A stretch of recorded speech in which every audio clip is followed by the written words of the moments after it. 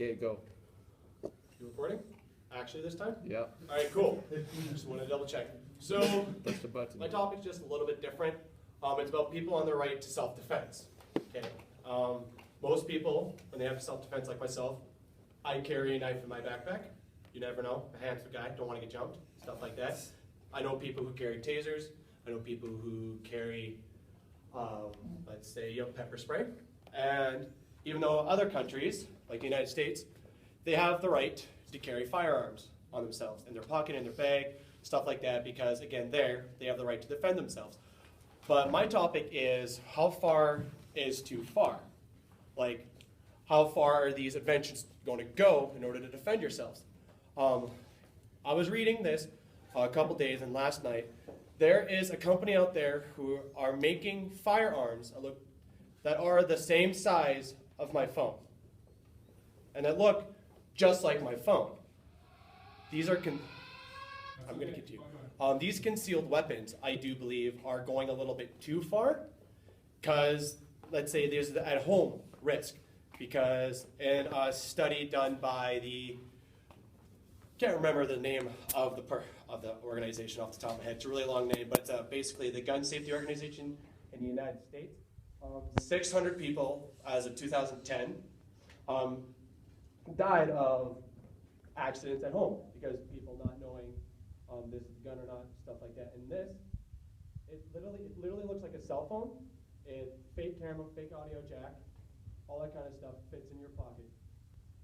It'll be more difficult for the police to handle this kind of stuff because is it a phone? Is it a gun? They have to come up with more regulations, rules, stuff like this in order to help control it. I find it outrageous. I think you're going to design a gun, design it like a gun, so you can handle it.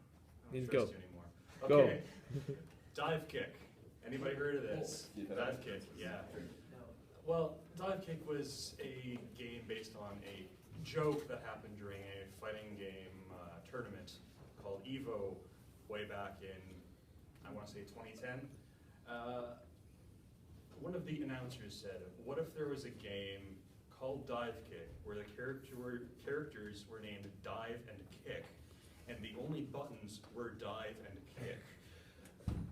This actually culminated in a Kickstarter campaign which got partially funded until it was picked up by Iron Galaxy Studios, who created a full prototype arcade machine with two buttons on either side, which were dive and kick. One which made you jump in the air, and another which made you kick downwards.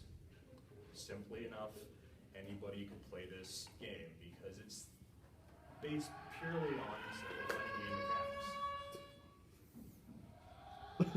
That's all I really need to say. I can't turn it off. Oh my god! Turn off your My phone's broken.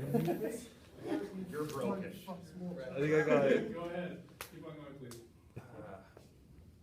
So it's such a simple mechanic that literally anyone could pick up and play, just given that there's two buttons on either leading side, and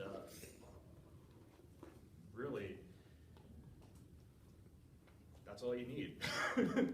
Because one button would make you go, like, it depends where you are positioned on the screen. If you're on the ground and you press kick, you will hop backwards. If you press dive when you're on the ground, you'll jump up in the air. If you press dive again when you're in there, you do an alternate kind of motion. If you press kick in the air, you kick. Nice and simple. That's really all it is. Another little sub-mechanic that they had, a metagame if you will, is the fraud counter. If you failed to make contact during a match would be 7 to 10 rounds, roughly, because it's a really quick game. All you do is make contact once, kind of like kung fu and karate matches, nice and simple. If you fail to make contact, you would get a fraud buzzer, and the fraud buzzer is, well, you didn't make any contact, so you clearly don't know what the hell you're doing. And what they did in tournaments is, if you got a fraud counter, they would stamp you with a fraud stamp. You'd say, you're a fraud, you don't belong at this tournament. Which is kind of mean, but it's intended as a joke. The last time that it aired at a tournament, the final match, one player got 3 fraud counters and was basically laughed off the stage. It was terrible. But that's how these things go sometimes, just not on your game. Of course, this was at 2 a.m., so you can blame them. That's about it. Articles using Photoshop to explain that it's blue and black. So all you motherfuckers.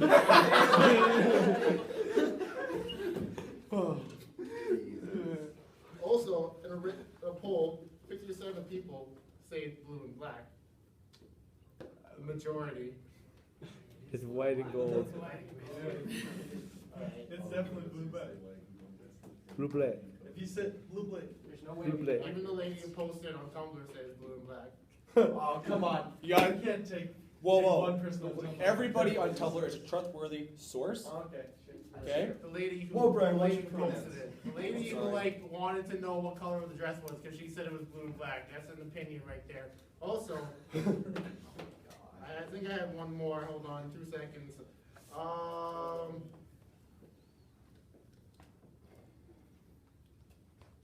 Nope. I have. It's blue and black. There you go. Come at me.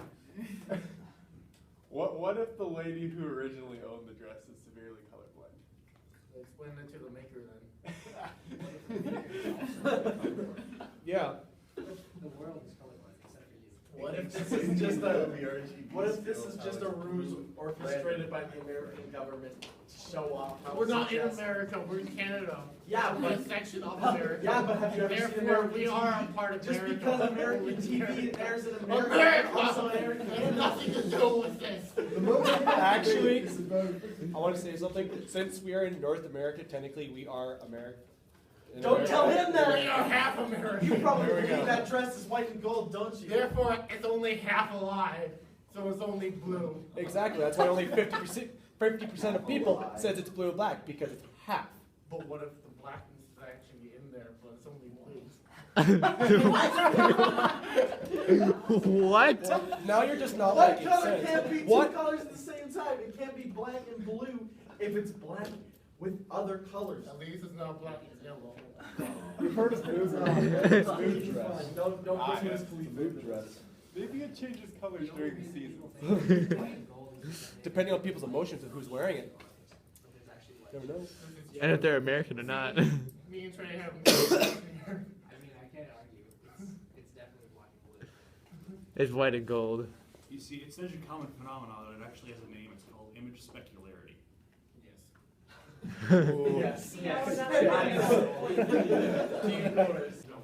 Alright, so, wait, are you on timer? No, he is. I'm Okay. about to be. You want to do the timer? It's all good. You got the timer? Alright, well, I'm gonna start. So, concussion facts. Now, if you guys don't know what concussions are when a brain is sitting inside the skull, it's like a floating little 3-pound piece of meat inside of a big little circle. Yeah. Anyways, back to the point. If the brain hits the skull at a certain amount of impact, it will cause brain damage, causing CTEs, which is killing chronic eating viruses that kind of kill your brain cells, which cause you to have Alzheimer's and early dementia and stuff like that. So let's say Andrew Waters. Andrew Waters was one of the football stars. He was actually a left guard. He was one of the hardest hitting football players in his football career. And he committed suicide by drinking antifreeze because due to the fact that he said the voices told him to. Now what this means is that Andre Waters was, when he was hitting people in football, he was hitting them at over 300 forces of power with his head, which means that your head is smacking against your thing and causing so much brain damage that, so when they actually, Dr. Bennett O'Malley, which is one of my sources, and so it's the movie Concussion because Will Smith is a great guy in there. Also Wikipedia with some CNN there. But anyways, back to the point. Dr. Bennett O'Malley, he said that Andrew Waters actually has a brain of a 90-year-old disintegrated man, whereas he was only 36, and thus causing him to drink antifreeze. The first person they actually ever did a study on to figure out who had CTE was a guy named Mike Webster. Mike Webster was one of the NFL's first Hall of Famers to be a center, and he actually committed suicide by actually tasering himself, causing cardiac arrest in his own pickup truck. The man went downhill, causing divorce and stuff like that. There's other situations where a guy named Terry Long committed suicide by driving himself on oncoming traffic at 140 kilometers per hour into a gasoline truck. So my point is to say that concussions are bad, and in sports we are hitting people at such force that can cause our brains to disintegrate in a matter of seconds, which is causing dementia, Alzheimer's, and CTEs, which is causing us to kill ourselves. So being a hockey player and hitting people at a certain amount of force, skating at, like, let's say 60 kilometers an hour, because you can get up to 60 kilometers an hour.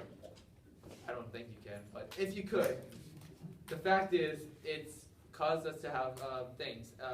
One of the biggest things right now in the sports is that hockey, the big Gary Bettman is actually denying the fact that concussions are causing players concussions, whereas the fact that concussions are a risk that we have to take, and we're hitting ourselves in a fairly serious way, and kind of losing myself right now. But so okay, let's get back on track. Okay, so concussions. If you in hockey, you're supposed to play. When you play for money, and when you get money, you're rich and you're famous. That's what all hockey players play for, is money. It's a dream, yes. But when a player is doing good in a game and he gets hit, he gets knocked out, what the medical doctor will do is he'll look at the player, he'll say, "Are you okay?" He'll say, "Yeah, I'm fine." They'll put him back on the next shift, and he'll probably get knocked out again, which is thus increasing the fact of a concussion times 2. A lot of the players in the NFL were actually put on the same shift, they were knocked out, which is leading to more concussions, and they were never fixed. Whereas now we're kind of getting better, so a lot of coaches will, if you get hit, you get knocked out of the game, they'll take you out of the game for about 2 weeks.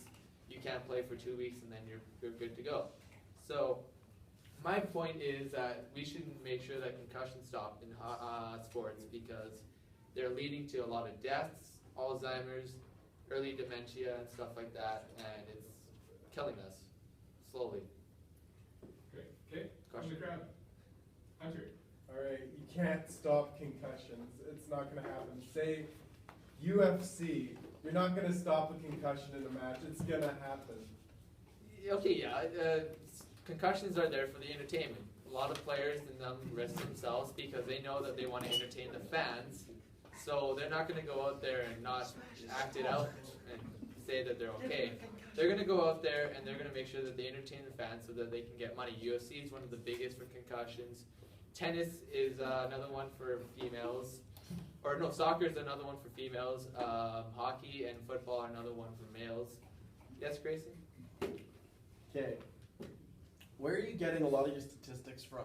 Like more modern times, like less modern times, like that? Most of my statistics would run around from 2002 to 2011. Okay. Because the way you're talking makes it sound like these are statistics from like the 80s.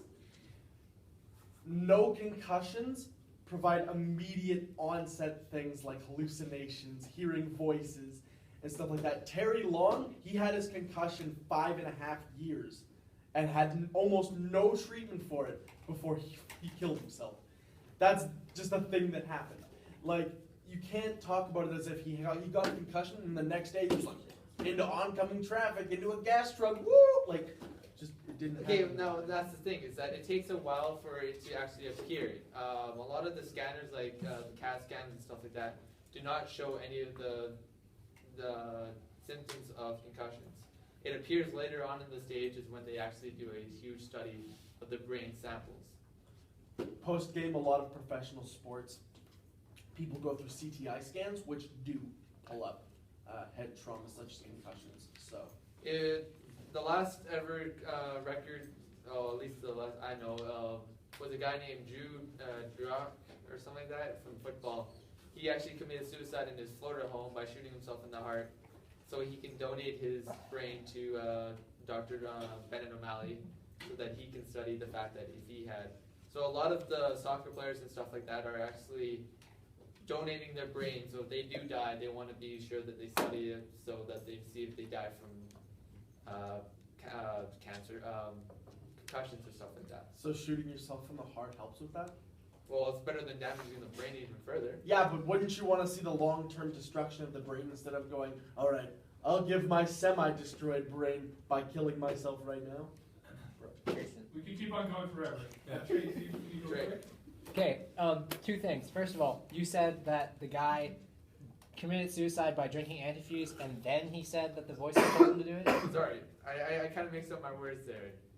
He said that there was voices in his head that told him to drink. So can you prove that all these suicides were from the concussions, or maybe just because the fame was getting to them, or anything like that? No, Dr. Bennett O'Malley, he did all the studies on these former NFL players, and they all came out positive for CTEs, which is chronic epilepsy disorder, something like that. I don't know their exact word. I'm not really good with CTEs, but I know it's all from concussions, thus leading to people killing themselves because a lot of headaches, brain damage, injuries, and stuff like that cause you.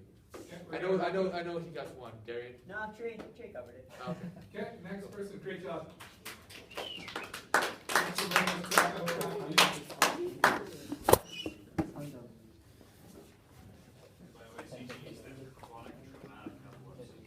Thank you.